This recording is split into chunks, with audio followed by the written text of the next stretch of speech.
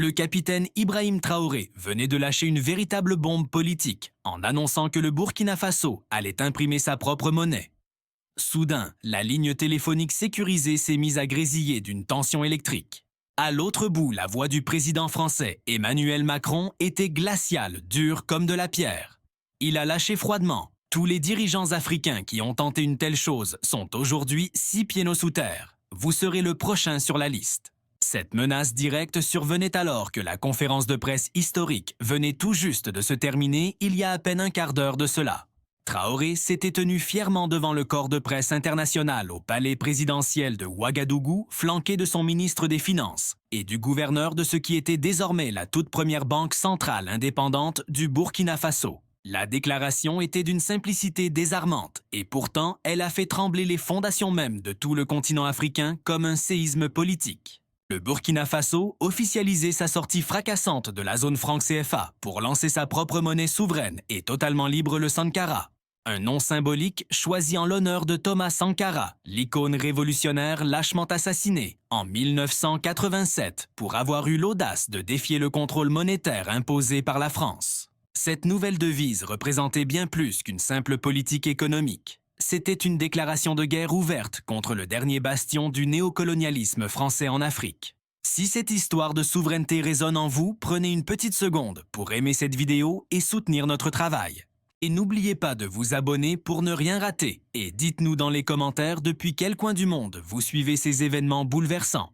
Pendant 75 longues années, 14 nations africaines ont été enchaînées au franc CFA, une monnaie arrimée et surveillée de très près par le Trésor français. Chaque billet de banque, chaque transaction, absolument chaque mouvement économique était filtré et contrôlé directement depuis les bureaux de Paris. La France détenait 50% des réserves de change de ces nations dans ses propres coffres forts, gardant ainsi les clés de leur capacité à commercer, à investir ou à se développer selon leurs propres termes. Ce système prédateur aurait siphonné environ 500 milliards de dollars de l'Afrique au cours de cette décennie d'exploitation continue. C'était l'évolution ultime du colonialisme moderne. Plus besoin de bottes sur le terrain, ni de soldats, juste des banquiers en costume contrôlant le flux de l'argent. Et voilà que maintenant, Ibrahim Traoré, du haut de ses 36 ans, le chef de l'une des nations les plus appauvries du monde, tentait de briser ses chaînes séculaires. Son téléphone sécurisé s'est mis à sonner avec insistance quelques minutes seulement après que les caméras ont cessé de diffuser les images. L'identifiant de l'appelant affichait une origine unique et sans équivoque le palais de l'Élysée. Traoré a activé le haut-parleur faisant signe à son chef des renseignements, le colonel Sankara, et à son ministre des Finances, le docteur Ouédraogo, de garder le silence absolu. Ils avaient besoin de témoins oculaires et auditifs pour la conversation critique qui allait se dérouler sous leurs yeux. Président Traoré, la voix d'Emmanuel Macron a tranché la ligne dans un français sec et autoritaire. Je viens de regarder votre émission. Je vous appelle pour vous avertir solennellement. Vous commettez une erreur catastrophique. Monsieur le Président, a répondu Traoré d'une voix calme, stable et imperturbable. Le fait que le Burkina Faso exerce sa souveraineté monétaire n'est pas une erreur. C'est notre droit le plus strict. Un droit. Le ton de Macron s'est durci instantanément. Laissez-moi vous éduquer sur la notion de droit. Muammar Kadhafi croyait avoir le droit de créer une monnaie africaine adossée à l'or. Regardez où il est aujourd'hui, il est mort. Laurent Gbagbo a tenté de sortir de la zone CFA. Il a passé 8 ans dans une cellule de prison à La Haye. Thomas Sankara voulait l'indépendance financière. Il a été massacré par son propre adjoint, un homme que nous avons nous-mêmes formé. La menace était nue, explicite et absolument terrifiante. La France avait neutralisé chaque chef d'État africain qui avait osé défier le franc CFA. Êtes-vous en train de menacer de m'assassiner, Monsieur le Président ? Demanda Traoré, s'assurant méticuleusement que les appareils d'enregistrement captaient chaque syllabe prononcée. Une lourde pause a alors flotté dans l'air. Macron était bien trop expérimenté pour proférer des menaces de mort directes sur une ligne potentiellement écoutée. « Je ne fais qu'énoncer des faits historiques », a-t-il rétorqué avec cynisme. Les dirigeants qui déstabilisent l'ordre monétaire régional doivent faire face aux conséquences. Le CFA garantit la stabilité pour toute l'Afrique de l'Ouest. Sans lui, votre économie implosera en quelques mois. Notre économie est dans le coma depuis 70 ans sous votre système. Traoré a riposté avec fougue. 50% de nos réserves dorment à Paris, générant de la richesse pour les banques françaises, pendant que nos hôpitaux manquent cruellement de médicaments. Ekebia, ce n'est pas de la stabilité, c'est du vol pur et simple. Vous réfléchissez avec vos émotions, pas avec la logique, a coupé Macron avec mépris. Les complexités techniques pour gérer une banque centrale indépendante, maîtriser l'inflation, assurer la stabilité de la devise. Le Burkina Faso n'a pas les capacités pour ça. Alors nous bâtirons cette capacité ou nous échouerons en essayant, répliqua Traoré. Mais au moins nous échouerons en hommes libres plutôt que de réussir en tant que vos sujets économiques. La voix de Macron est alors descendue jusqu'à devenir un murmure glaçant. Je vous donne 72 heures pour revenir sur cette décision insensée. Passé ce délai, la France sera contrainte de prendre des mesures pour sauvegarder l'intégrité de la zone CFA.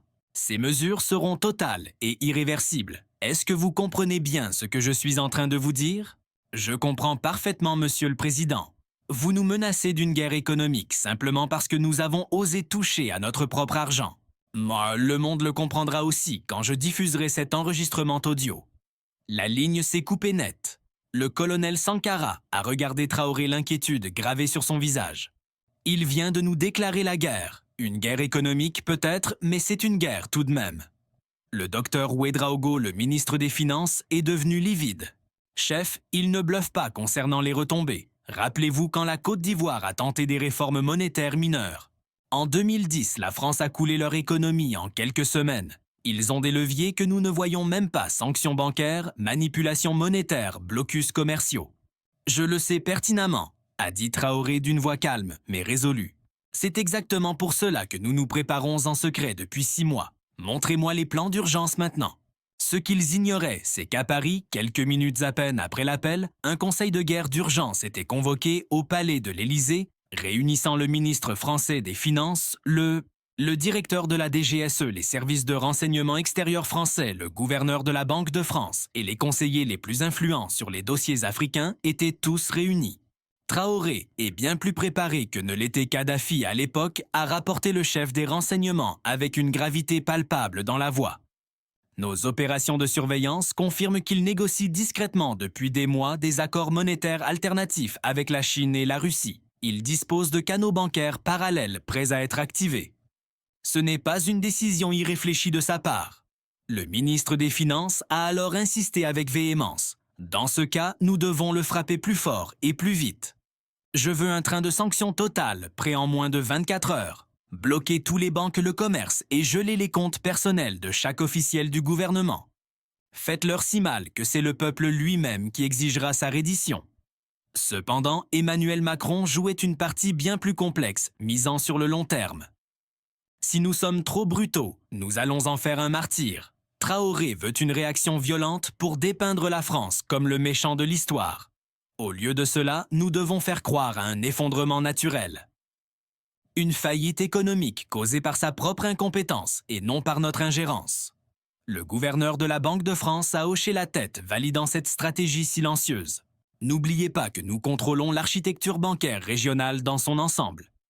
Nous pouvons étouffer l'accès du Burkina Faso petit à petit en faisant passer cela pour de la nervosité des marchés plutôt que pour des représailles politiques. Pas d'empreinte, pas de preuves. Faites-le, a ordonné Macron sèchement. Mais préparez les options les plus radicales. Si l'approche subtile ne fonctionne pas d'ici 2 semaines, nous passerons à l'escalade. Contactez nos relais au sein de l'armée burkinabé. Voyez s'il reste des officiers raisonnables prêts à corriger cette erreur monumentale. Cette réunion qui allait sceller le destin du Burkina Faso n'aura duré que moins de 30 minutes. Dans ce court laps de temps, l'une des nations les plus puissantes au monde a résolu d'écraser l'une des plus pauvres pour le seul crime de vouloir contrôler son propre porte-monnaie. Pendant ce temps de retour à Ouagadougou, le capitaine Traoré se préparait mentalement à ce qu'il savait être le combat de sa vie. La salle de guerre du palais présidentiel ressemblait à un véritable centre de commandement militaire, car en réalité, c'est exactement ce qu'elle était devenue. C'était une guerre économique, et les guerres exigent de la stratégie, du renseignement précis et une exécution impitoyable. Où en est-on avec les presses a demandé le capitaine Traoré en insistant auprès du docteur Ouédraogo. Tous les systèmes sont opérationnels, mon capitaine. Le matériel venant de Pékin est arrivé le mois dernier, déguisé en tracteur agricole, pour passer la douane incognito. Nous sommes prêts à imprimer les billets dès ce soir. L'esthétique et le design final ont été validés. Thomas Sankara figure en bonne place sur les principales coupures, entouré d'icônes du patrimoine burkinabé et protégé par des protocoles de sécurité aux normes de l'euro. Nous avons fait appel à la même firme suisse qui gère la frappe de monnaie pour plusieurs systèmes monétaires européens. Concernant la couverture en or, nous avons 3 tonnes dans les coffres et 5 autres tonnes sont en train d'être acquises discrètement via des courtiers à Dubaï. Cela ne suffit pas pour une couverture totale, mais c'est assez pour garantir la légitimité de la devise pendant la phase de lancement. Le colonel Sankara est intervenu avec une mise à jour de sécurité urgente. Chef, le renseignement signale des manœuvres étranges des unités françaises dans les États frontaliers. Ce n'est pas une déclaration de guerre active. Toutefois, ils se positionnent à portée de frappe de Ouagadougou. Traoré a acquiescé d'un signe de tête sombre. Une invasion directe est exclue. C'est trop transparent. Cela déclencherait une indignation mondiale. Ils vont probablement financer un changement de régime ou fabriquer le chaos pour justifier une mission de stabilisation, renforcer toutes les mesures défensives. J'ai besoin que notre bataillon le plus fiable sécurise l'imprimerie, les coffres d'or et les infrastructures clés. À vos ordres, chef. Mais Ibrahim, nous devons aborder le véritable talon d'Achille, le réseau financier régional. Traoré a répondu, précisément. À l'instant où le Sankara sera mis en circulation, le commerce transfrontalier avec le bloc CFA deviendra un cauchemar. Paris détient les clés de l'architecture des transactions. Ils peuvent couper notre ligne de vie d'une simple pression sur une touche. C'est cet obstacle précis qui a écrasé toutes les tentatives précédentes de souveraineté monétaire. Le CFA n'a jamais été une simple monnaie. C'était un écosystème financier complet et verrouillé. Les logiciels bancaires, les passerelles de paiement, les protocoles commerciaux, tout a été ingénié pour la domination française. En sortir demande de réinventer la roue tout en esquivant les balles. C'est là que nos alliés stratégiques interviennent, à noter Traoré en projetant un schéma sur l'écran principal. Pékin s'est engagé à fournir une infrastructure de paiement alternative via son système de paiement interbancaire transfrontalier. Moscou met sur la table son réseau SPFS comme mesure de redondance et de sécurité. Simultanément, nous sommes en discussion avec la Turquie, l'Inde et divers États d'Amérique latine pour forger des pactes commerciaux bilatéraux qui contournent totalement le mécanisme CFA. Est-ce que cela suffira? En toute vérité, je ne peux pas le dire avec certitude. Mais rester enchaîné au CFA garantit une misère éternelle. Cette voie nous offre une chance de nous battre. Le docteur Ouedraogo a exprimé l'appréhension qui remplissait la pièce. Monsieur 5 chefs d'État africains ont tenté cela. Tous les 5 sont aujourd'hui dans des tombes ou dans des cellules. Qu'est-ce qui vous convainc que vous réussirez là où ils se sont effondrés? Traoré a laissé planer un silence avant de répondre. Ils ont échoué parce qu'ils ont agi dans l'isolement. Kadhafi était déjà séquestré diplomatiquement au moment où il a ciblé le pétrodollar. Gbagbo manquait d'alliés de poids. Sankara a fait face à la traîtrise interne, mais nous nous sommes unis. Le Mali et le Niger surveillant dans les événements de près. Ce sont nos voisins. Si nous réussissons cette percée, ils suivront le mouvement. La Guinée a d'ailleurs déjà signalé son intention. Nous sommes en train de bâtir une véritable coalition stratégique et non de nous lancer aveuglément dans une mission suicide sans issue. Soyez-en sûrs, même si la France décide de m'assassiner, la mission continuera sans faiblir. C'est précisément pour cette raison que notre plan directeur a été codifié dans les moindres détails. Nous avons mis en place des institutions solides conçues spécifiquement pour survivre à n'importe quel dirigeant individuel. L'enjeu dépasse désormais largement ma propre survie personnelle. Il s'agit ici de démanteler pièce par pièce un mécanisme oppressif qui a subjugué 14 nations africaines pendant 75 longues années. La première salve du siège économique orchestré par la France a été tirée dès le lendemain matin, frappant avec une précision à la fois subtile et absolument dévastatrice pour notre économie. Les prêteurs commerciaux burkinabés qui dépendent encore de l'architecture numérique française pour leurs transferts mondiaux ont commencé à rencontrer des anomalies techniques inexplicables et soudaines. Les virements subissaient des retards anormaux, tandis que les avoirs se retrouvaient gelés sous prétexte de revues de conformité standard. Les lettres de crédit à l'importation étaient systématiquement rejetées, invoquant de prétendues divergences administratives. Officiellement, bien entendu, aucun lien direct n'a été établi avec notre récente déclaration sur la nouvelle monnaie nationale. En apparence, tout cela ressemblait à un protocole bancaire de routine tout à fait banal. Pourtant, le timing était d'une perfection suspecte et les répercussions ont été instantanées sur le terrain. En l'espace de moins de 48 heures, nos entreprises de nationales ont totalement perdu leur capacité à régler leurs factures d'importation essentielles. Des navires-citernes remplis de carburant sont restés bloqués dans les ports ivoiriens car les garanties de crédit ne passaient plus et des cargaisons médicales vitales venant d'Europe ont été purement et simplement annulées faute de transmission des fonds. Même les transferts d'argent vitaux envoyés par notre diaspora ont été impitoyablement interceptés par des filtres de diligence raisonnables soudainement renforcés. L'économie nationale a commencé à se gripper exactement comme un moteur tournant à sec sans huile. De son côté, le capitaine Traoré surveillait cette situation critique depuis le centre de commandement de la Banque centrale. Les moniteurs diffusaient en temps réel la télémétrie des transferts bloqués des capitaux verrouillés et les innombrables signaux de détresse émanant du secteur privé paniqué. L'offensive française était d'une élégance cynique dans sa cruauté. Elle se déguisait habilement en incompétence économique organique plutôt qu'en sabotage calculé ce qu'elle était réellement. C'est une manœuvre d'espionnage économique impressionnante, a dû concéder le colonel Sankara avec une grimace de respect réticent. Il n'y a aucune preuve flagrante, aucune empreinte digitale française visible. Il s'agit simplement du réseau CFA qui subit mystérieusement des défaillances techniques, mais uniquement pour le trafic financier burkinabé. Cette situation nous impose d'accélérer immédiatement le déploiement du réseau alternatif. Le capitaine Traoré a émis la directive d'un ton sans réplique. Dr Ouedraogo initialisait la passerelle de paiement chinoise immédiatement. J'attends une fonctionnalité totale d'ici demain matin. Mais mon capitaine, nous avions alloué une fenêtre de déploiement de 2 semaines, a répondu l'expert nerveux. Nous ne disposons pas de 2 semaines. La France est en train d'asphyxier notre marché en temps réel sous nos yeux. Chaque tranche de 24 heures de retard saigne nos entreprises peaux à blanc et risque de retourner la population contre la révolution. Nous passons en direct dès l'aube sans faute. Le ministre des Finances a hoché la tête avec réticence.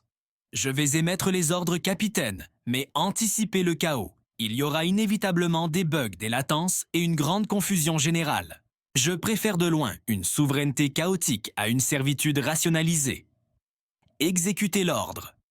Ce soir-là, le capitaine Traoré s'est adressé aux citoyens via une émission d'État solennelle. Il avait parfaitement compris que le gambit français reposait entièrement sur l'opacité, cherchant à faire passer ses turbulences économiques pour de l'incompétence administrative de sa part. Il se devait de dévoiler la crue réalité avant que ce récit mensonger ne se solidifie dans l'esprit du public. Mes chers compatriotes burkinabés, a-t-il commencé utilisant ce ton candide et sans phare qui a cimenté sa popularité auprès du peuple.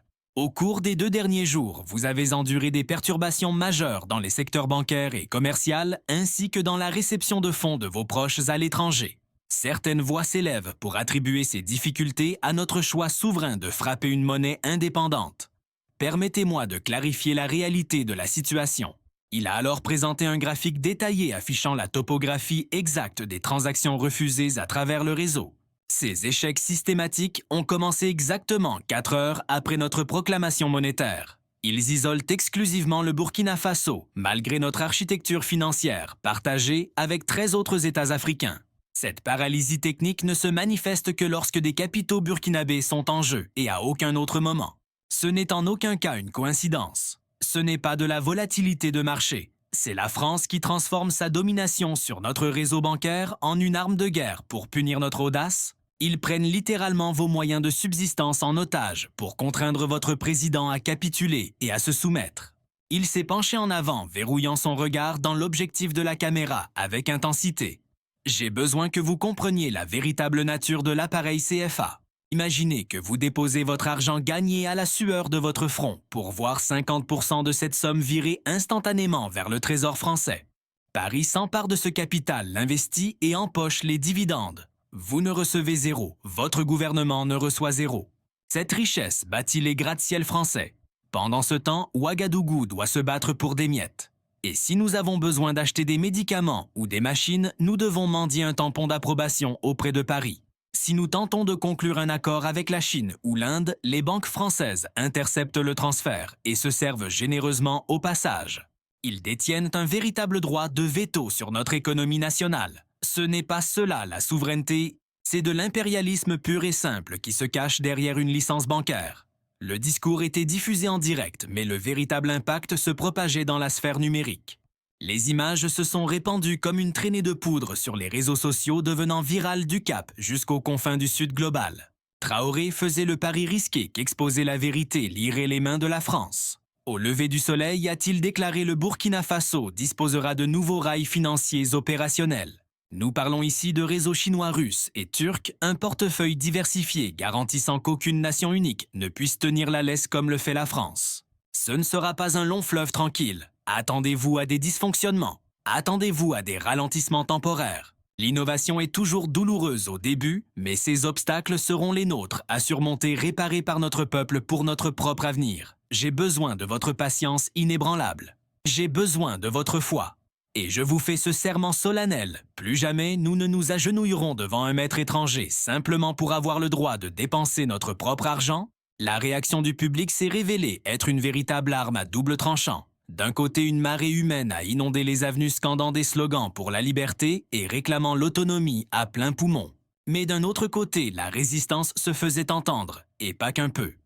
Vous aviez des citoyens fous de rage à cause de leurs fonds bloqués et des commerçants complètement paralysés par cette impasse économique.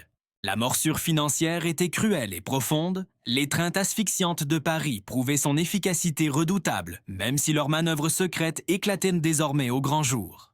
Pendant ce temps, en France, la cellule de crise était en effervescence totale. Le chef des renseignements ne cachait absolument pas son agacement croissant face à la situation.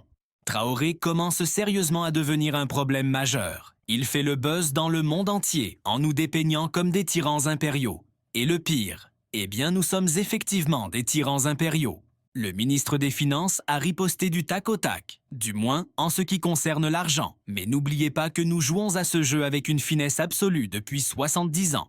Ce soldat est en train de nous forcer à sortir de l'ombre, et c'est tout notre système lucratif qui se retrouve menacé d'effondrement pur et simple. Macron épluchait fébrilement les rapports des services secrets affluents du continent, Kenya, Tanzanie et même l'Afrique du Sud. Les chefs d'État africains applaudissaient discrètement Ouagadougou, reconnaissant leur propre lutte dans ce combat acharné. Si Traoré réussissait son coup, c'est tout l'empire monétaire français qui risquait de s'écrouler comme un château de cartes. Nous devons serrer la vis au maximum, a conclu Macron avec froideur. Pas de troupes au sol, c'est trop grossier. Nous allons les frapper là où ça fait mal au portefeuille. Je veux que la douleur soit absolue et insupportable. Donnez-moi un embargo commercial total. Je veux bien plus que de simples petits soucis bancaires. Coupez toutes les exportations françaises vers le Burkina Faso et bloquez absolument tout ce qui en sort. Faites pression sur l'Union européenne pour qu'elle suive le mouvement sans hésiter. Le monde verra ça comme une vengeance, a averti un conseiller. Qu'il voit, fut la réponse cinglante.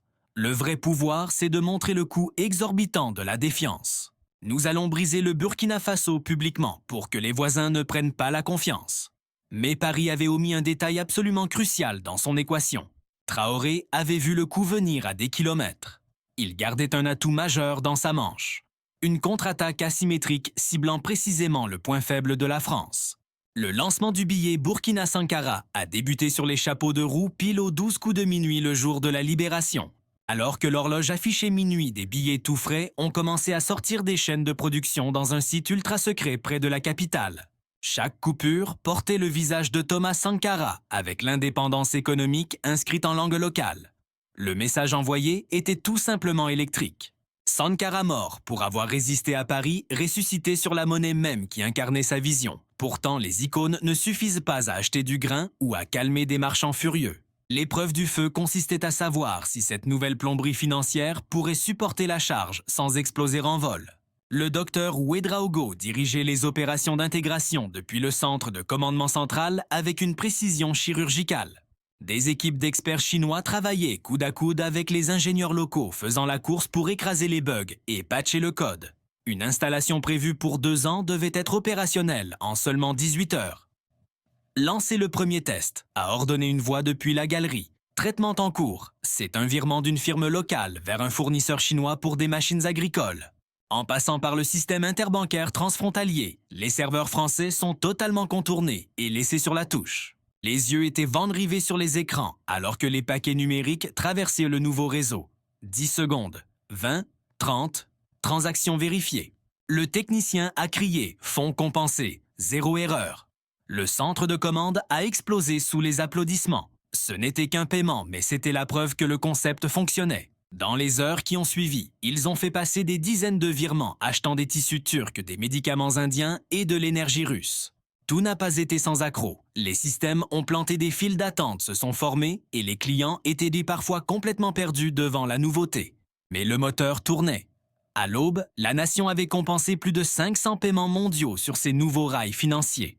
Le monopole français était officiellement obsolète. Traoré a convoqué un point presse armé de preuves irréfutables et concrètes. À compter d'aujourd'hui, le Burkina Faso vole de ses propres ailes concernant la finance mondiale. Nous traitons avec le monde directement. Plus besoin de demander la permission à Paris. L'étau du franc CFA est brisé. Il a brandi un billet Sankara flambant neuf. Voilà à quoi ressemble la liberté. Ce n'est pas de la rhétorique ni une hypothèse. C'est une vraie monnaie imprimée sur notre sol, gérée par notre peuple pour servir notre agenda. Aux marchands inquiets de ce changement, écoutez-moi bien. Oui, les nouveaux tuyaux sont encore un peu rouillés. Oui, ça fait mal en ce moment même. Mais nous nous améliorons jour après jour. Chaque accord conclu renforce notre colonne vertébrale. Donnez-nous quelques mois, tout cela deviendra la routine. Et vous vous demanderez pourquoi nous avons laissé des étrangers tenir notre portefeuille si longtemps. Pourtant, alors que le président savourait cette victoire, Paris chargeait sa plus grosse arme. La déclaration officielle a été émise par Bruxelles, mais les empreintes digitales étaient indéniablement françaises. Invoquant des risques de volatilité fiscale et de flux financiers illicites, l'Union européenne décrète des sanctions commerciales totales sur le Burkina Faso en attendant le rétablissement des protocoles bancaires reconnus. Ils ont masqué tout cela sous un jargon technique et bureaucratique parlant de sécurité et de conformité réglementaire. En réalité, c'était un véritable siège. L'Europe verrouillait les portes à double tour. Aucune entreprise de l'UE ne pouvait faire affaire avec Ouagadougou. Aucune banque occidentale ne toucherait à leur argent. La diaspora se retrouvait dans l'incapacité totale d'envoyer du liquide à leurs familles. C'était une guerre économique sans pitié. Une guerre menée non pas avec des fusils, mais avec de la paperasse administrative. Les retombées ont été instantanées et d'une violence inouïe. L'Europe avait été le plus gros acheteur du Burkina Faso. Puis, en un clin d'œil, les portes se sont claquées. Les piles de coton qui nourrissaient des milliers de familles n'avaient soudainement plus aucun preneur. Lors, la principale source de devises fortes de la nation a été refoulée sans ménagement par les raffineries européennes. L'étouffement économique est passé d'une combustion lente à un immense feu de forêt dévastateur. Le chômage a grimpé en flèche. Les magasins ont mis la clé sous la porte. Le trésor public s'est retrouvé à sec. Traoré regardait l'abîme en face, confronté à la pire crise de son mandat, un véritable cauchemar politique. La salle de presse était une cocotte minute sur le point d'exploser, remplie de journalistes furieux et de magnates des affaires en pleine panique. Monsieur le Président, c'est une hécatombe sociale. 3000 ouvriers ont été licenciés rien que cette semaine parce que l'Europe a déchiré nos contrats sans aucun état d'âme. Comment justifiez-vous ce désastre? Monsieur, mon entreprise est en faillite insolvable, tout ça parce que je suis banni du marché européen. Quel est votre plan de bataille, Monsieur le Président? Dites-nous. Les gens dans la rue, le peuple qui souffre, disent que l'époque du franc CFA, c'était le paradis comparé à cet effondrement économique total que nous vivons aujourd'hui. Votre réponse? Traoré agrippa le pupitre de toutes ses forces, ses jointures blanchissant sous l'effort portant sur ses épaules, le poids écrasant de chaque lettre de licenciement, de chaque rideau de fer baissé, de chaque famille qui suffoque financièrement. C'était exactement le scénario catastrophe que la France avait méticuleusement orchestré pour retourner le peuple contre son propre leader, une stratégie cynique et brutale. Ils veulent en vous faire croire que la liberté monétaire est un suicide financier. Vous voulez mon message pour ceux qui souffrent? Demanda-t-il. Sa voix était calme, inébranlable, solide comme le roc. Je vous dis, je vous vois. Je sais que vous avez mal, que vous saignez, et j'en assume l'entière responsabilité. Mais je vous demande, je vous implore de regarder au-delà de la douleur immédiate pour voir ce qui se joue réellement ici. Stabadal, Kodretuyis. L'Europe ne nous bloque pas à cause de la volatilité des marchés ou de soi-disant protocoles bancaires non respectés. Ce ne sont que des prétextes techniques pour masquer la réalité. Ils nous imposent un blocus parce que Paris est furieux, enragé que nous ayons osé toucher à notre propre monnaie, notre souveraineté. Ils transforment votre faim en arme de guerre pour nous forcer à nous remettre à genoux devant eux. Il fit un signe vers un graphique lumineux projeté sur l'écran derrière lui. Regardez bien, ce sont les règles de conformité, les fameux standards que l'Europe prétend que nous avons violés. Mais regardez de plus près, analysez les chiffres. Le Burkina Faso égale ou dépasse ces indicateurs. Nos protocoles contre le blanchiment d'argent sont plus stricts, plus rigoureux que ceux de certains États membres de l'Union européenne elle-même. Nos comptes sont plus transparents que ceux des banques suisses. Alors pourquoi ces sanctions? Pourquoi cet acharnement? Ce n'est pas une question de règles ou de lois. C'est une question de domination, de pouvoir pur. C'est la France qui montre l'exemple, qui montre ce qui arrive lorsqu'une nation africaine se lève et dit « ça suffit, c'est terminé ». Maintenant, vous avez une décision à prendre, non pas en tant que partisan politique, mais en tant que patriote. Allons-nous rendre notre souveraineté pour arrêter la douleur? Allons-nous capituler? Allons-nous ramper pour revenir au système du franc CFA et les laisser tenir notre portefeuille, contrôler notre économie et hypothéquer notre avenir pour des générations? Ou bien allons-nous serrer les dents, pivoter vers de nouveaux marchés, forger de nouvelles alliances stratégiques et traverser l'orage pour en ressortir véritablement libre? Une femme dans le groupe de presse se leva brusquement. Des larmes coulaient sur ses joues, traçant des sillons de désespoir. « Monsieur le Président, je veux la liberté. Je crois en la mission. Mais mes enfants ont besoin d'un repas aujourd'hui, pas dans un futur hypothétique. Comment suis-je censé les nourrir quand les marchés européens ont tué mon emploi et m'ont tout pris? Répondez-moi. » Traoré encaissa cette question comme un coup de poing en plein ventre, un uppercut émotionnel. C'était là la mathématique brutale et inhumaine de la géopolitique. De vrais citoyens confrontés à une vraie faim en temps réel. « Ma sœur, je n'ai pas de baguette magique, avoua-t-il avec humilité, mais je peux te faire cette promesse solennelle ici et maintenant.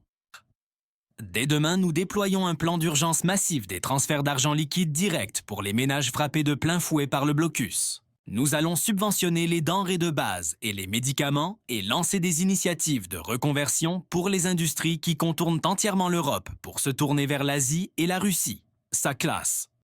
Est-ce suffisant? Non. Est-ce que ça va tout régler par miracle? Non. Mais c'est une bouée de sauvetage vitale pendant que nous construisons une nouvelle voie. Il balaya la salle du regard, percevant un mélange complexe de rage, d'épuisement, mais aussi d'un respect réticent pour sa franchise brutale. Je ne vais pas vous mentir, ni vous promettre une route facile pavée d'or. La France a des poches profondes et des armes financières de destruction massive. Nous avons notre courage, notre ténacité et la vérité.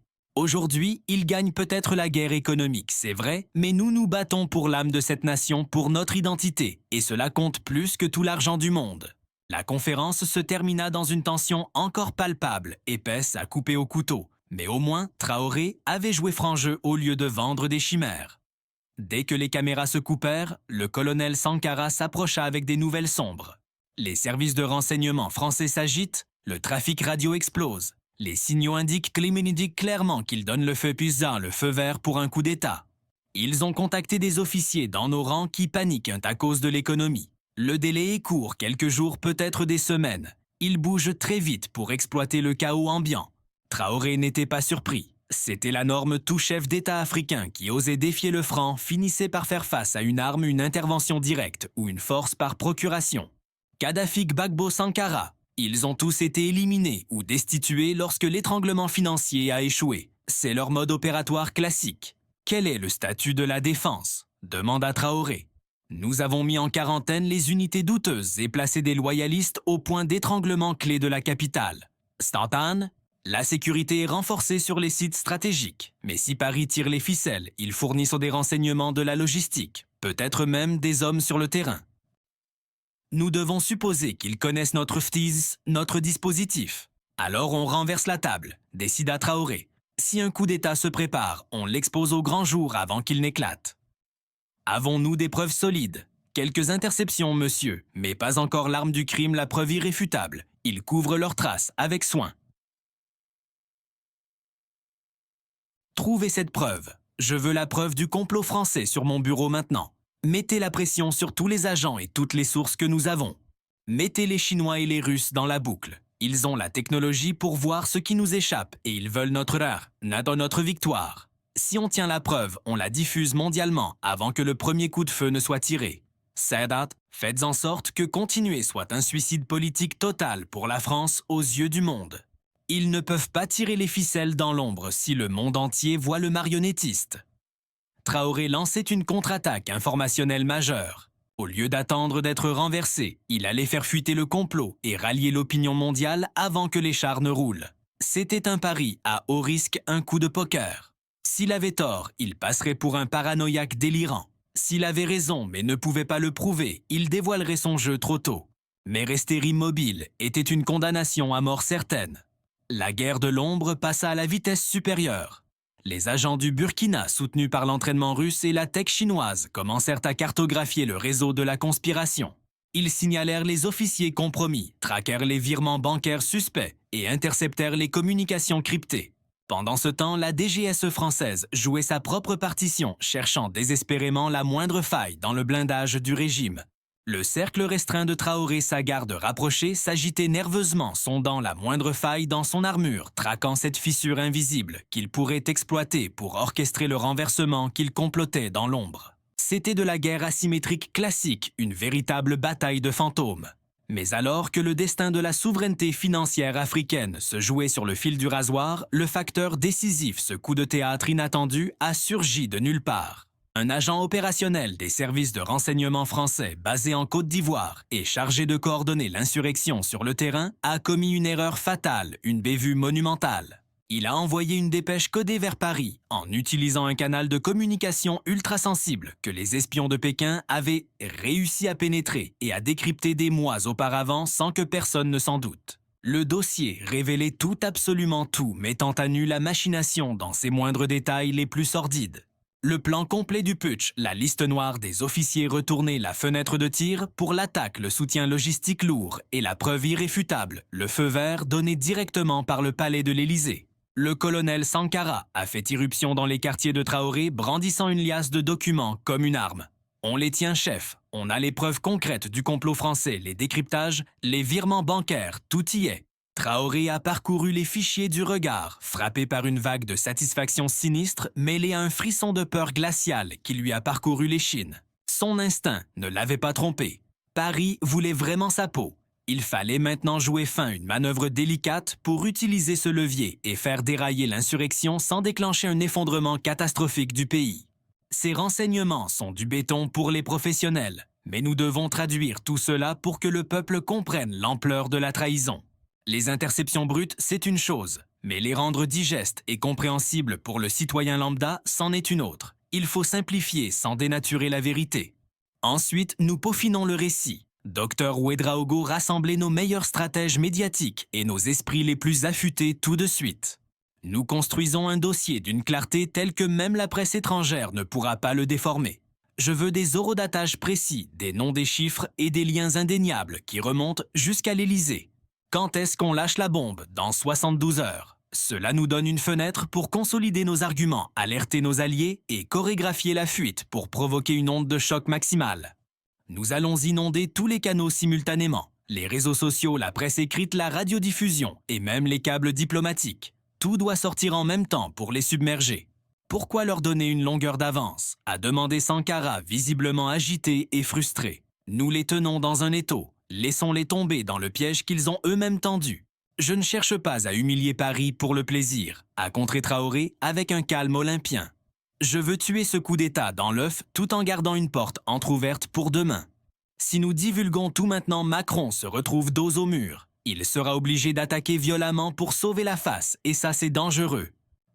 Si je lui donne un avertissement privé, il peut annuler la mission discrètement. Vous pensez que je lui offre une bouée de sauvetage? Non, j'en offre une à nous deux. L'objectif, c'est l'indépendance monétaire, pas la destruction totale de la France. S'il recule, nous pourrons recoller les morceaux plus tard.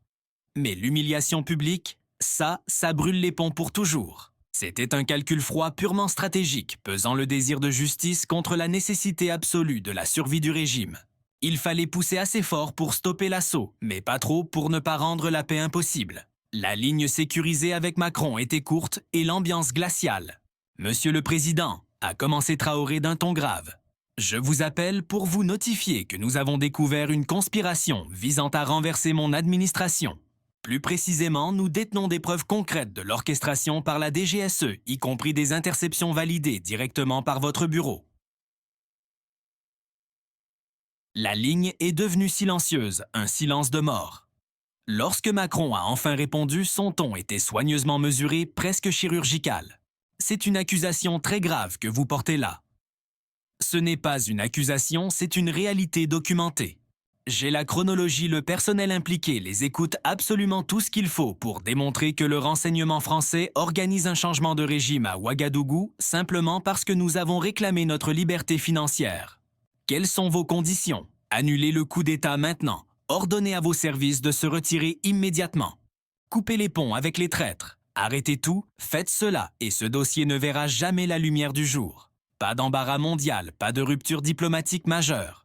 Nous pourrons discuter de la normalisation des relations une fois que vous aurez accepté que notre souveraineté monétaire n'est plus négociable. Et si je refuse? Alors, dans 72 heures, je balance tout. Chaque mémo, chaque enregistrement, chaque sale petit détail prouvant que la France répond à l'indépendance africaine par des escadrons de tueurs. Votre réputation internationale sera anéantie, pulvérisée aux yeux du monde. Le franc CFA deviendra toxique. Le reste du continent nous suivra et votre sphère d'influence s'effondrera comme un château de cartes. Macron a hésité, cherchant une faille. Vous bluffez. Vos renseignements ne peuvent pas être aussi complets. Voulez-vous que je vous cite vos propres directives? J'ai sous les yeux la dépêche où vous avez personnellement signé pour des mesures décisives visant à restaurer la stabilité monétaire. Un euphémisme poli pour désigner un coup d'État. Une autre pause lourde s'installa. Traoré pouvait pratiquement entendre les rouages tourner à toute vitesse à Paris. Le leader burkinabé bluffait-il? Le dossier était-il vraiment aussi accablant? Quel était le risque réel de retombées radioactives sur le plan diplomatique? Finalement, Macron a brisé le silence oppressant. Cette discussion n'a jamais eu lieu. Sacran? Si vous faites fuiter quoi que ce soit, nous dirons que c'est de la désinformation russe, naturellement. Mais les documents raconteront leur propre histoire. 72 heures, Monsieur le Président. Annulez tout. Traoré a raccroché avant que la réplique ne puisse venir. Ses mains tremblaient très légèrement, l'adrénaline retombant d'un coup. Il venait de tenir tête à un dirigeant du G7, avait menacé de brûler un réseau de renseignements majeur et avait enclenché un compte à rebours aux conséquences inconnues. C'était soit un coup de maître, soit un désir de mort, a noté Sankara d'un ton sec. Probablement un peu des deux, mais la balle est dans leur camp maintenant. Macron doit choisir lancer une opération compromise ou avaler sa fierté. Et s'il appuie quand même sur la gâchette, alors nous passons à l'option nucléaire avec les données et nous prions pour que le monde intervienne. Mais je mise tout sur le pragmatisme légendaire de Macron. Un coup d'État raté et exposé est un prix bien plus élevé à payer que d'accepter simplement notre nouvelle monnaie. Les 72 heures qui suivirent furent une véritable éternité. En apparence, l'imposante machine de l'État profond français continuait de tourner inlassablement. Réunions secrètes, virements bancaires complexes et logistique de l'ombre suivaient leur cours. Le complot restait actif malgré l'ultimatum lancé. Pourtant, de subtiles fissures commençaient à apparaître ici et là. Certaines missions furent annulées à la dernière minute et des agents clés furent exfiltrés sans préavis. Cela trahissait un bras de fer féroce en coulisses à Paris sur la marche à suivre. De son côté, le capitaine Traoré ne perdit pas une seconde pour consolider ses positions sur l'échiquier. Des unités d'élite encerclèrent les infrastructures vitales du pays. L'hôtel de la Monnaie fut totalement bouclé, transformé en une véritable forteresse imprenable. Les Alliés étaient prêts à dégainer leurs condamnations officielles dès le premier coup de feu. L'heure fatidique arriva. Elle passa. Et puis, rien, juste un silence pesant. Pas de chars d'assaut dans les rues. Mais à la 74e heure, le colonel Sankara reçut enfin la confirmation tant attendue, la menace immédiate avait été neutralisée. Les agents du renseignement français s'extrayaient discrètement du théâtre des opérations, disparaissant dans l'ombre comme ils étaient bienvenus. Les officiers locaux qu'ils avaient de retourner furent informés que la mission était suspendue indéfiniment. Traoré venait de remporter une victoire tactique majeure et décisive. Pourtant, il opta pour une contre-attaque stratégique audacieuse. Il décida de faire fuiter les renseignements, coûte que coûte refusant de laisser l'affaire sous silence. Pas le dossier complet bien sûr, mais suffisamment de preuves irréfutables pour démontrer que le danger était bien réel. La conférence de presse qui s'ensuivit capta l'attention du monde entier. Traoré étala une sélection minutieuse de documents classifiés détaillant avec précision l'offensive orchestrée depuis les bureaux parisiens. Il présenta des communications nettoyées confirmant le complot sans compromettre ses propres sources, ainsi que des grands livres comptables documentant les pots de vin versés aux collaborateurs. Plus explosif encore, il diffusa l'enregistrement audio d'un agent de la DGSE en train de coordonner l'assaut avec un calme glaçant. L'agent était en pleine planification opérationnelle avec un complice burkinabé compromis discutant des détails de la trahison. « Commandant, je ne divulgue pas ces informations pour humilier Paris », clarifia Traoré d'un ton grave, mais pour illustrer la dure réalité à laquelle les nations africaines sont confrontées lorsqu'elles poursuivent une véritable autonomie. Nous avons déclaré notre liberté monétaire et en quelques jours à peine, notre économie a été assiégée. Quelques semaines plus tard, un coup d'État était en marche contre nous. C'est le prix à payer pour avoir osé défier l'infrastructure du franc CFA. Cependant, je confirme également devant vous que ce complot spécifique a été mis au rebut. Les officiers traîtres font désormais face à la justice de notre pays, a-t-il poursuivi avec fermeté. Et pourtant, je tends aujourd'hui un rameau d'olivier à la France. Reconnaissez le droit souverain du Burkina Faso à contrôler sa propre monnaie, et nous pourrons forger un partenariat fondé sur l'estime mutuelle plutôt que sur une tutelle coloniale obsolète. Cette révélation changea radicalement le paysage narratif international. Les critiques occidentales habituelles envers la France se firent remarquablement discrètes et prudentes. La plupart des capitales étrangères reconnurent la complexité épineuse de la situation et préférèrent rester prudemment sur la touche. Mais dans les rues d'Afrique, la révélation déclencha une véritable tempête de feu. Des manifestants en colère envahirent d'ibé les abords des missions diplomatiques françaises à travers tout le continent. Les appels au démantèlement immédiat du franc CFA devinrent assourdissants. Pour Traoré, cette victoire prouvait que l'hégémonie financière française pouvait enfin être contestée. Il avait résisté à l'étranglement économique et aux tentatives répétées de changement de régime, brisant ainsi le mythe tenace de l'invincibilité du système néocolonial. En quelques semaines seulement, Bamako annonça officiellement qu'elle évaluait la faisabilité technique de son autonomie monétaire totale. Abuja initia des pourparlers stratégiques similaires de son côté et Conakry signala clairement son alignement politique avec cette nouvelle dynamique. L'architecture financière que la France avait imposée pendant 75 ans montrait des fractures de stress fatales. Pourtant, le président Traoré ne se faisait aucune illusion. Le conflit avait simplement changé de phase. Paris allait inévitablement se regrouper, identifiant de nouveaux points de pression pour tenter de faire reculer l'indépendance du Burkina Faso. Les sanctions internationales persistaient et le cauchemar logistique de la gestion d'une monnaie souveraine ne faisait que commencer pour le jeune gouvernement. 6 mois après le lancement historique de la monnaie Sankara, les dirigeants se réunirent pour évaluer le paysage économique. La nouvelle devise circulait dans le pays, bien que la transition fût rude. L'inflation mordait plus fort que prévu, oscillant dangereusement autour de 20% par an. Les taux de change fluctuaient bien plus que la Banque centrale ne le souhaitait. Le commerce transfrontalier subissait des frictions constantes, malgré la mise en place de chambres de compensation alternatives.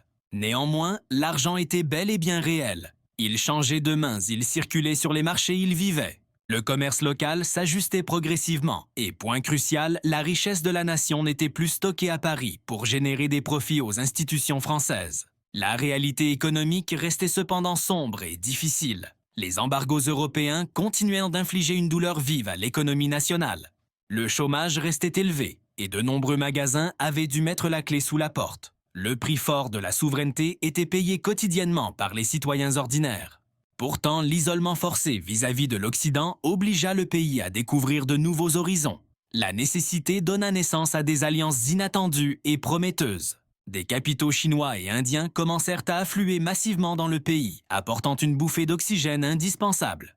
Là où les entreprises européennes ne voyèrent qu'un blocus, les entrepreneurs turcs virent un vide commercial et s'empressèrent de combler l'espace laissé par les entités françaises en fuite. Un réseau commercial non occidental robuste prenait forme sous nos yeux. Plus importante encore, cette crise majeure avait dopé l'unité régionale comme jamais auparavant. Le Mali et le Niger travaillaient main dans la main avec le Burkina Faso, mutualisant leurs ressources pour les infrastructures de paiement et présentant un front uni dans les négociations commerciales. Ce qui avait commencé comme un acte de défi solitaire se transformait en une véritable croisade panafricaine pour la souveraineté économique. Puis vint l'appel téléphonique décisif. C'était devenu une habitude, ces communications tardives dans la nuit qui changeaient soudainement la trajectoire géopolitique. Cette fois, la ligne ne remontait pas à Moscou ni à Paris. L'appel provenait de Lagos, au cœur du Nigeria. Monsieur le Président Traoré, ici Sanusi Lamido Sanusi, ancien gouverneur de la Banque centrale du Nigeria. Je prends contact avec vous aujourd'hui pour aborder une évolution majeure, un tournant qui pourrait à terme redéfinir fondamentalement la souveraineté financière de toute l'Afrique de l'Ouest. Le capitaine Traoré se redressa instinctivement sur son siège. Sanusi n'était pas n'importe qui. C'était un véritable titan de la finance africaine, un homme qui maîtrisait aussi bien les rouages complexes des banques centrales que les réalités brutales et impitoyables de la politique d'État. « Je vous écoute, allez-y », répondit Traoré d'un ton calme mais attentif. « Le Nigeria a suivi votre expérience de très près. Nous avons scruté chaque obstacle, chaque contournement stratégique et nous avons analysé le bilan réel de cette libération. Je vous appelle personnellement pour vous informer qu'Abuja envisage sérieusement un pivot décisif pour s'éloigner de la sphère financière occidentale. » Une montée d'adrénaline frappa le président de plein fouet. Le Nigeria n'était pas un simple pays, c'était le moteur économique incontesté de la région, fort de ses 200 millions de citoyens et de ses immenses réserves pétrolières. S'ils mettaient tout leur poids politique et économique derrière le mouvement de rupture, cela porterait un coup fatal et définitif à la domination monétaire française. Cela renverserait complètement l'échiquier géopolitique, déclara Traoré en pesant soigneusement chacun de ses mots. Si le Nigeria s'aligne contre la structure du franc CFA, Paris perdra inévitablement sa mainmise sur le continent. C'est l'ensemble du cadre colonial qui imploserait de l'intérieur. Précisément, approuva Sanusi d'une voix grave. Cependant, nous devons tirer les leçons de votre précédent. Qu'est-ce qui a fonctionné pour vous? Où avez-vous trébuché? Que réviseriez-vous si c'était à refaire? Traoré marqua une pause, soupçonnant sa réponse avec gravité. C'était l'occasion rêvée de transmettre une sagesse forgée au combat des conseils cruciaux qui pourraient épargner à ses alliés de répéter ses propres erreurs coûteuses. Règle numéro 1, pas de demi-mesure. Au début, nous avons tenté de maintenir des liens partiels avec l'ancien système tout en construisant le nouveau. Cela n'a créé que le chaos et a offert à la France des failles béantes à exploiter. Vous devez couper le cordon complètement et vous engager totalement corps et âme dans l'architecture alternative. Deuxièmement, assurez-vous que votre infrastructure soit opérationnelle et vivante avant même de déclarer vos intentions au monde. Nous avions des canaux de paiement russes et chinois, en attente certes, mais nous manquions cruellement de profondeur stratégique. Vous avez besoin de multiples couches de redondance, car l'adversaire frappera sans pitié là où votre connexion est la plus fragile. Troisièmement, réalisez bien que la campagne politique est tout aussi critique, sinon plus que l'ingénierie monétaire elle-même. Nous avons sécurisé la victoire technique, la monnaie circule, c'est un fait, mais la bataille pour gagner les cœurs et les esprits du peuple est un combat permanent. Il pouvait entendre le bruit du stylo de Sanusi gratter le papier à l'autre bout du fil. Et le coût social, vos chiffres du chômage ont bondi de 20% au premier semestre, n'est-ce pas? C'est exact. Traoré l'admit sans détour. C'est le fardeau qui vous empêche de dormir la nuit, savoir que votre politique inflige une douleur réelle aux familles, même si la destination finale est la liberté. Mais voici la leçon à retenir. Si vous êtes totalement transparent sur les sacrifices à venir, si vous amortissez la chute et si vous démontrez des victoires tangibles, le peuple traversera la tempête au nom de sa dignité retrouvée. Nous avons déployé des aides financières directes en espèces pour soutenir ceux qui étaient les plus durement frappés par les sanctions. Nous avons lancé des formations professionnelles pour les secteurs émergents et subventionné les denrées de base. Cela n'a pas effacé la misère, non, mais c'était suffisant pour tenir la ligne politique. Et aujourd'hui, 6 mois plus tard, nous avons traversé le pire de la tempête sans sombrer. Les nouvelles infrastructures de paiement tiennent bon. De nouvelles routes commerciales sont actives et dynamiques. Et le taux d'inflation commence enfin à se calmer. Nous ne nageons pas encore dans l'opulence, c'est vrai, mais nous nous tenons debout sur nos propres jambes. Un exploit révolutionnaire pour une nation africaine. Sanusi hésita un instant avant de poser la question ultime, celle qui fâche. La lutte valait-elle vraiment un tel coup? Traoré porta son regard au-delà de son bureau, contemplant les lumières scintillantes de la ville de Ouagadougou. Il savait pertinemment que là-bas dans l'ombre, certaines familles, luttant pour survivre, perdant leurs moyens de subsistance à cause des choix difficiles qu'il avait dû faire. Pourtant d'autres pointaient nez pour leur quart dans de nouvelles usines financées par des capitaux chinois manipulant des billets imprimés ici même, chez nous, plutôt qu'à Paris. Reposez-moi cette question dans 5 ans, répondit-il, mais ma conviction reste inébranlable. Toute génération élevée dans l'indépendance financière est bien mieux placée pour bâtir une véritable richesse qu'une génération qui se résigne au colonialisme monétaire. Une fois la ligne coupée, une vague de potentiel submergea Traoré. Si un géant comme le Nigeria embrassait la marche vers l'indépendance monétaire, cela déclencherait une réaction en chaîne imparable. Les autres grands marchés africains suivraient le mouvement. La vieille structure du franc CFA s'effondrerait alors sous son propre poids. Cependant, il n'était que trop conscient que Paris ne se laisserait pas faire sans réagir violemment. Perdre le Nigeria signifiait qu'ils se battraient de bec et ongles pour maintenir leur emprise ou empêcher les autres de partir. Le conflit changeait clairement de dimension. 3 semaines plus tard, la situation s'enflamma brutalement. Le président nigérian prit la parole sur les ondes, annonçant un audit complet et radical des alliances financières de la nation, ciblant spécifiquement ses liens avec le bloc CFA et explorant des options de monnaie indépendantes. Ce n'était pas encore une stratégie de sortie officielle du système techniquement parlant. Le Nigeria n'avait jamais été membre à part entière bien qu'il ait maintenu des relations étroites, mais le message était limpide comme de l'eau de roche. Le titan économique de l'Afrique prenait parti pour la coalition souverainiste. Paris réagit instantanément et avec une fureur non dissimulée.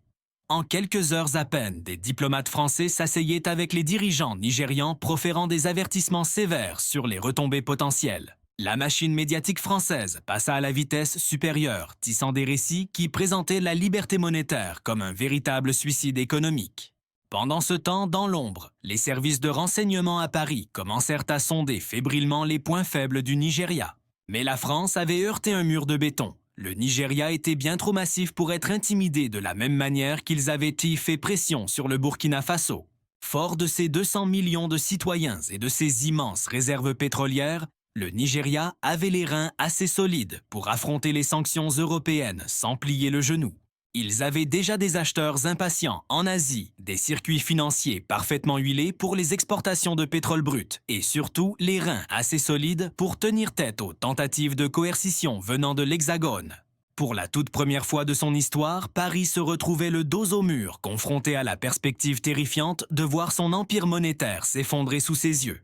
Et ce n'était pas à cause d'une défaite militaire écrasante ou d'une faillite économique, non. C'était simplement parce que les nations africaines avaient décidé de quitter la table de ce jeu truqué depuis bien trop longtemps. Le capitaine Traoré observait cette tournure des événements avec un mélange complexe de fierté et d'inquiétude. Il se sentait justifié voyant que son pari audacieux était en train d'allumer la mèche d'un changement à l'échelle du continent tout entier. Mais une angoisse sourde le rongeait aussi, car il craignait que la France blessée dans son orgueil ne riposte avec une férocité encore jamais vue jusqu'ici. Cette peur s'est brutalement confirmée lorsque le colonel Sankara a fait irruption dans la pièce avec des renseignements vitaux. Il a lancé d'une voix grave « Mon capitaine, nous avons réussi à casser leur code de communication. Paris prépare quelque chose d'énorme. Ça va bien au-delà des simples blocus économiques habituels ou des rumeurs de coups d'État qu'on entend souvent dans les couloirs. » Ils ont baptisé ça « Opération Solution Permanente ». Qu'est-ce que ça implique concrètement? L'image globale est encore floue, mais leur rhétorique est glaçante. Ils veulent faire de nous un exemple terrifiant. L'objectif est clair, ils cherchent un résultat si brutal, si dévastateur, qu'aucune autre nation n'osera jamais emprunter le chemin de la souveraineté que nous avons tracé. Un frisson glacial a parcouru l'échine de Traoré. De quoi parlait-on? De frappe militaire directe ou de quelque chose d'encore plus catastrophique et définitif? Les interceptions entre les commandements évoquaient des conséquences irréversibles et une déstabilisation totale du pays. Le calendrier reste vague, mais leurs pions sont déjà en train d'avancer sur l'échiquier. Les garnisons françaises dans les pays voisins sont en état d'alerte maximale. Les espions inondent la région comme une marée montante. Quelque chose de terrible se profile à l'horizon. Traoré n'a pas hésité une seule seconde. Il a ordonné « Mettez-moi immédiatement en ligne avec le président Poutine et convoquez l'ambassadeur de Chine maintenant. » Si la France se prépare à la guerre, nos partenaires doivent être au courant et prêts à réagir. La conversation avec Moscou a été directe sans les détours habituels de la diplomatie. Président Poutine, j'ai de sérieuses raisons de croire que la France est sur le point de lancer une offensive majeure et radicale contre le Burkina Faso. Mais à Rudolante, je dois savoir à quoi m'en tenir. S'ils envoient dans des troupes au sol ou lancent une campagne de déstabilisation totale, est-ce que la Russie sera là pour nous soutenir? La réponse de Poutine était froide et calculée. Capitaine Traoré Moscou soutient fermement votre droit inaliénable de contrôler votre propre économie. Sietarantatia.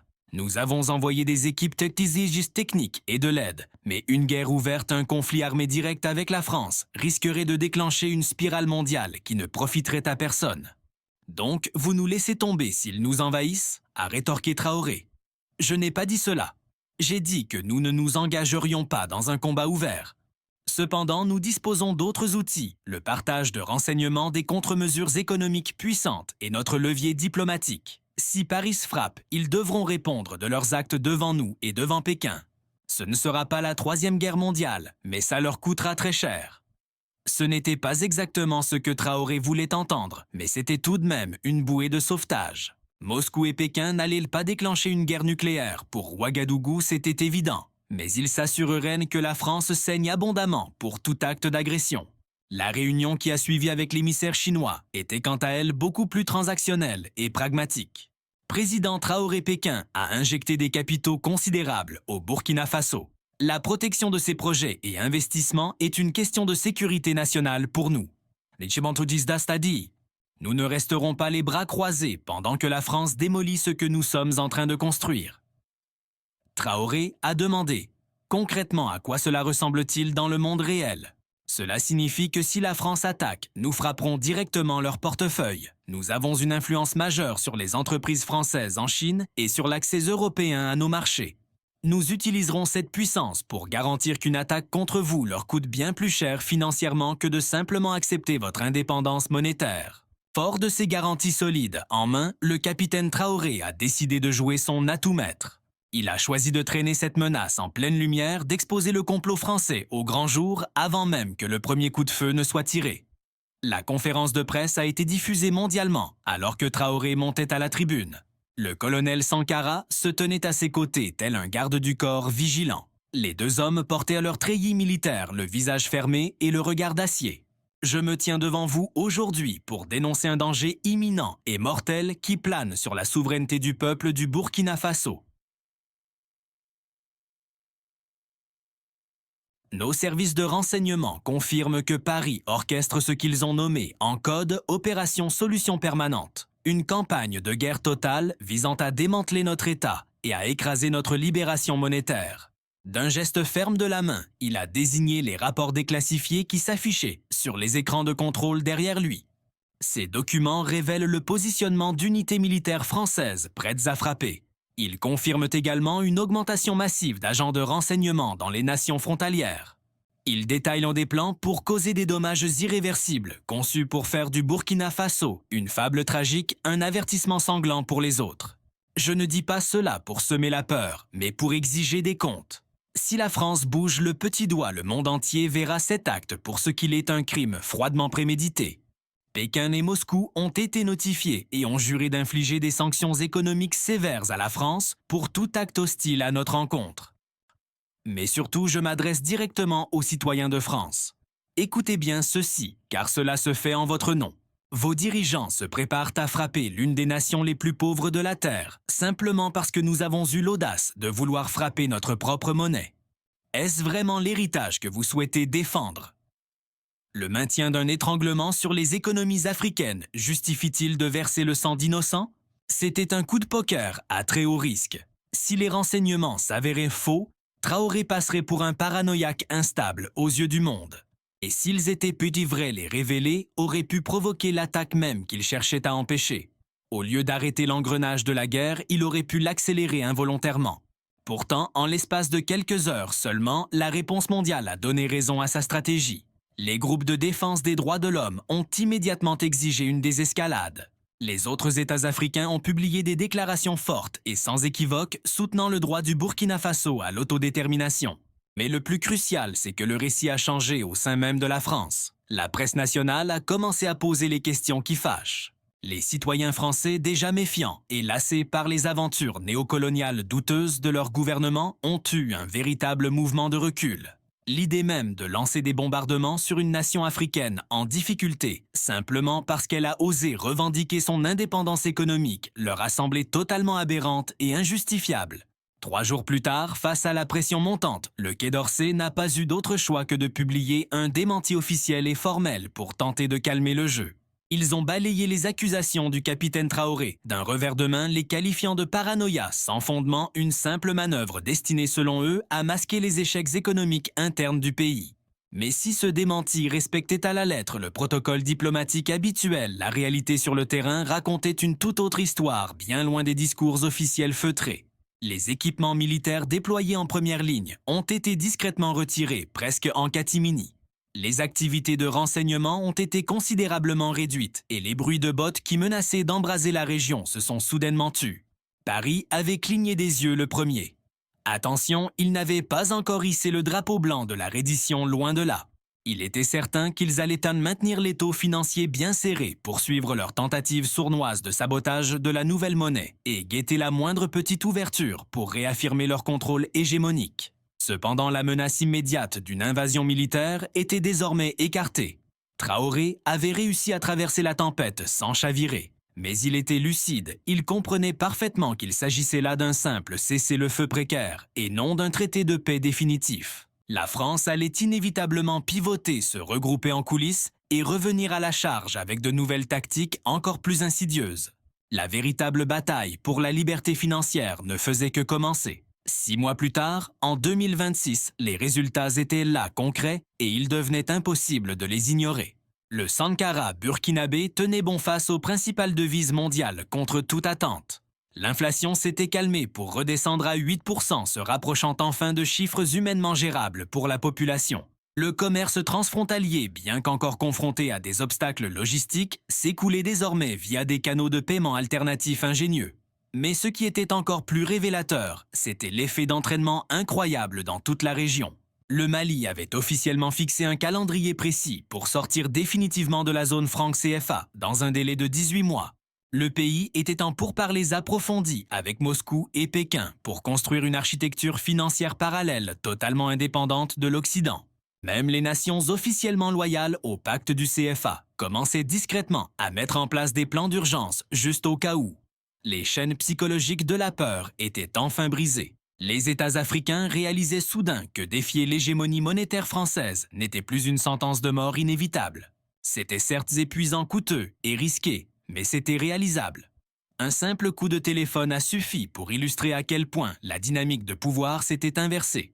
L'appel venait du ministre français de l'économie et des finances en personne, cherchant à reprendre contact pour parler d'une normalisation des relations. Monsieur le Président Traoré Paris reconnaît que le paysage économique a évolué. Nous sommes prêts à lever certaines sanctions à condition toutefois de recevoir des garanties spécifiques de votre part. Quel genre de garantie a demandé Traoré?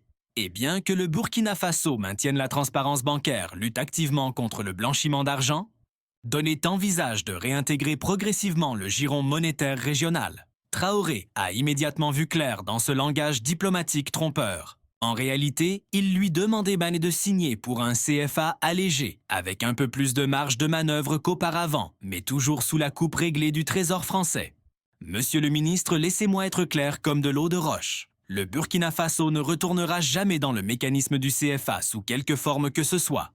Notre souveraineté économique n'est pas un sujet de débat. Si la France souhaite réellement réparer notre relation, elle doit commencer par accepter ce fait accompli. Mais voyons, un certain niveau de coordination est sûrement vital pour le commerce et la stabilité régionale. Non, veitosi. Une coordination entre pairs, absolument. Nous sommes disposés à traiter avec la France comme un partenaire parmi d'autres, mais plus jamais comme un sujet soumis. Aucun contrôle français sur nos réserves, aucun veto français sur nos politiques. Au bout du fil, la ligne est restée silencieuse un long moment. C'est une rupture radicale avec les 75 dernières années, a fini par dire le ministre. En effet, ça l'est, et la France doit choisir. Voulez-vous un partenariat avec des États africains libres ou un conflit sans fin avec des nations qui ne font qu'exiger leur dignité? Nous offrons la première option, mais si vous choisissez la seconde, nous restons prêts à défendre notre terrain. Les pourparlers ont traîné pendant des semaines, Paris acceptant lentement et douloureusement ce nouvel ordre mondial. Ils ont fini par comprendre qu'ils ne pouvaient plus intimider le Burkina Faso pour le soumettre à nouveau. Ils ne pouvaient pas écarter Traoré sans payer un prix qu'ils n'avaient pas les moyens d'assumer. Et surtout, il ne pouvait pas arrêter l'effet domino. À travers tout le Sahel, le vieil empire se dissolvait non pas par l'épée, mais par le simple refus des nations africaines d'utiliser l'argent de quelqu'un d'autre. 3 mois plus tard, l'accord final a été annoncé au monde. C'était un moment historique. La France acceptait de lever le blocus sur le Burkina Faso. En retour, Ouagadougou acceptait de s'aligner sur les normes bancaires techniques et les protocoles contre la criminalité financière, mais conservait le contrôle absolu et total sur sa monnaie. Le texte incluait même une clause reconnaissant le droit inhérent et inaliénable des nations à décider de leur propre destin financier. En clair, Paris avait admis que l'ère de l'adhésion obligatoire au CFA était bel et bien morte et enterrée.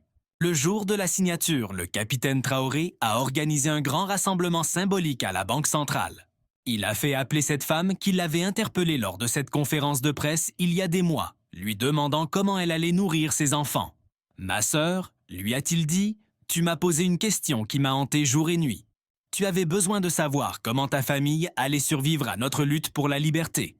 Je t'avais promis du soutien, mais je sais pertinemment que c'était bien maigre face à la réalité. La douleur était réelle. Alors, je te le demande aujourd'hui, est-ce que cette lutte en valait la peine? » La femme a marqué une pause, réfléchissant profondément. « Mon mari travaille maintenant à la nouvelle usine financée par l'accord commercial avec la Chine, a-t-elle commencé. Ma fille étudie le codage dans une école du Sahel, construite avec les fonds qui autrefois coulaient vers le trésor français.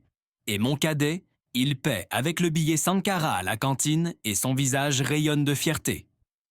Il voit un leader qui lui ressemble sur le billet, pas un monarque étranger lointain.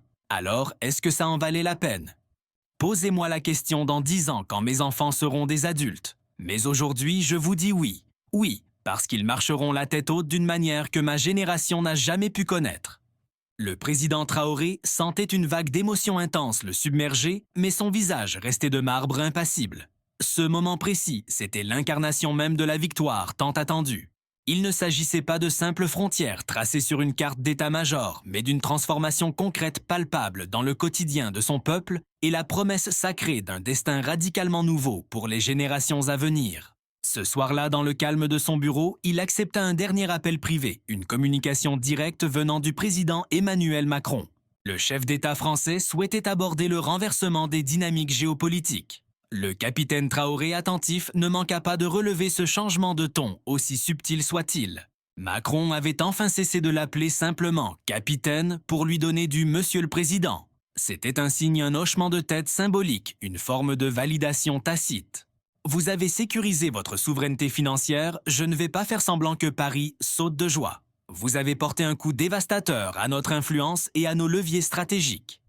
Pour aller au fond des choses, vous venez d'effacer 75 ans de travail stratégique de fond et de faire disparaître des centaines de milliards de valeurs extraites. Traoré riposta avec calme. Je dirais que la balance est encore loin d'être à l'équilibre, mais je vous écoute. Pourquoi cet appel maintenant? Je veux comprendre votre logique.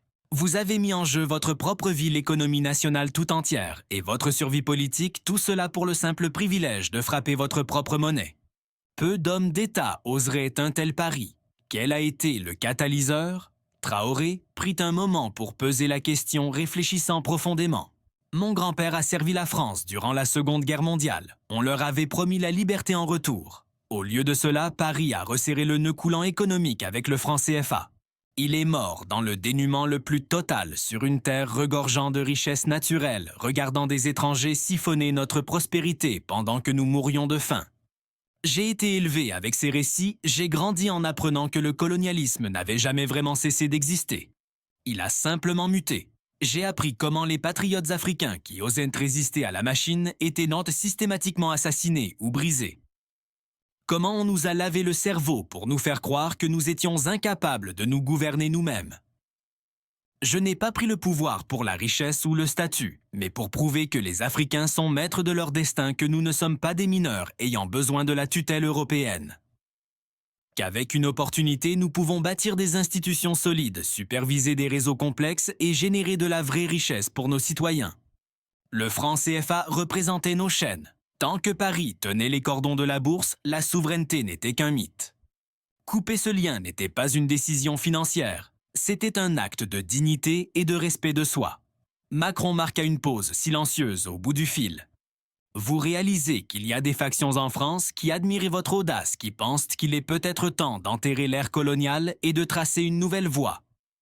Vous comptez-vous parmi eux, je traite avec la réalité. Je reconnais que l'ancien ordre s'effondre, quelles que soient nos préférences. La question est de savoir si Paris évolue avec son temps ou mène une guerre futile pour sauver une relique. Alors, évoluez. Traitez-nous d'égal à égal, et non comme des subordonnés. Vous découvrirez que des États africains souverains sont de bien meilleurs partenaires que des sujets amers. Alors que la ligne se coupait, Traoré s'approcha de la fenêtre de son bureau pour un dernier regard vers l'extérieur. En contemplant Ouagadougou, la capitale semblait métamorphosée. De nouvelles infrastructures financées par des capitaux chinois, des panneaux solaires turcs scintillant sur les toits, des voitures indiennes inondant les rues. L'économie se régénérait, s'étendant dans des directions autrefois bloquées par l'hégémonie française. De vrais défis persistaient, bien sûr. Le chômage restait encore trop élevé. De nombreuses entreprises n'avaient pas survécu au choc économique. La transition était douloureuse, voire agonisante. Pourtant, l'élan était tourné vers l'avenir, et surtout le chemin était entre leurs mains. Le colonel Sankara entra sans frapper, reprenant les vieilles habitudes de leur jour à l'académie militaire. La délégation du Mali est déjà arrivée pour les pourparlers sur l'union monétaire. Je ne les attendais pas avant la semaine prochaine. Ils ont avancé la date. Ils sont impatients d'accélérer les choses. Le Niger envoie également ses émissaires. Et nous avons reçu des signaux officieux venant de Guinée du Sénégal et même de la Côte d'Ivoire. Traoré esquissa un sourire. Ce qui avait commencé comme une tentative solitaire de souveraineté financière se transformait en une révolution sahélienne. Des nations prises en otage par la structure CFA depuis des décennies réalisaient qu'il existait une autre voie. Fais-leur savoir que je descendrai dans 5 minutes. C'est capital. Alors que l'aide de camp s'éloignait, Traoré souleva la photo encadrée posée sur son bureau.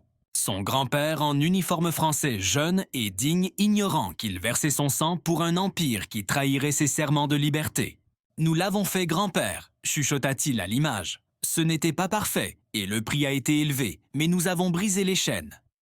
Ta lignée a émis une monnaie portant un visage africain, et cette devise est valide, honorée et efficace. Paris a voulu ma peau pour ça. Ils ont raté. D'autres essaieront. Peut-être qu'un jour ils gagneront. Mais le mécanisme est démantelé maintenant. Les voisins nous regardent. La génération future se lèvera dans une Afrique qui commande son propre trésor, ses propres minerais, son propre destin. C'est la cause pour laquelle tu t'es battu. C'est pour ça que tu as péri. Et enfin, 75 ans plus tard, cela se manifeste. Il reposa le cadre sur son bureau et marcha vers le conseil pour rejoindre les émissaires maliens et nigériens. Ils étaient en train de planifier la naissance d'une monnaie régionale souveraine, gouvernée non pas par Paris, mais par les Africains eux-mêmes. La route serait rocailleuse. Les obstacles étaient garanties inévitables. La France et d'autres hégémonies continueraient de comploter pour les saboter. Pourtant, pour la première fois en 75 ans, le rêve était enfin tangible. Le règne séculaire du franc CFA, ce vestige indélébile de l'impérialisme monétaire français, arrivait enfin à son crépuscule. Son successeur, quant à lui, était encore en plein chantier, une ébauche brute et encore mal définie, mais porteuse d'un espoir immense. Mais cette fois, cette nouvelle monnaie serait authentiquement africaine, forgée par et pour le continent, et cette simple vérité bouleversait absolument tout l'échiquier géopolitique mondial.